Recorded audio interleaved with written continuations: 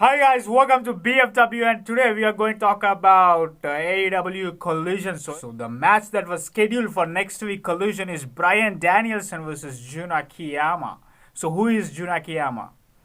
Actually, I don't know who is Jun Akiyama for real. So I have researched, and on the Twitter page, the X platform AEW wrote that Bryan Danielson going against a five-time world champion Jun Akiyama. So I don't know the casual wrestling fans. I don't think they know Jun Akiyama. Only the people who follow DDT wrestling or Japanese wrestling, they only know who is this guy, but I don't think the casual people know. So this is the problem with all elite wrestling. So I love AEW. There is no hate in it. I love pro wrestling. So one of the reasons I love AEW as well.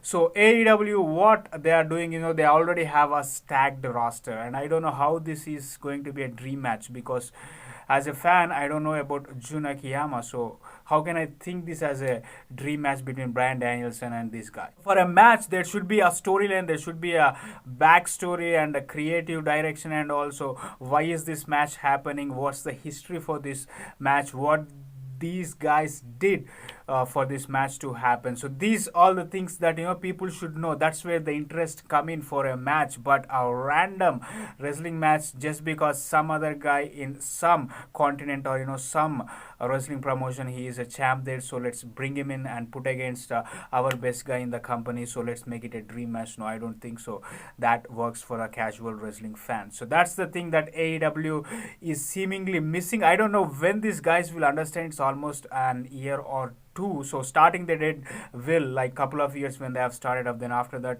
it is going downhill when it comes to a storyline wise and the matches wise. So there were strong storylines, one two major storylines, but apart from that there is no other proper story direction. So they should utilize the roster they had. They already had a stacked roster, so they should promote their talent who are signed with All Elite Wrestling, rather than bringing people from outside and who are not even signed with the AEW, and making this kind of so-called dream matches who casual wrestling fans don't even know about the wrestlers. So that's the thing that I am thinking, that AEW needs to focus and improve on. I don't know when this Tony Khan will understand this concept of using their own talent and giving these storylines and all storyline driven matches. So that's the story, guys. Do let me know what exactly you think of this.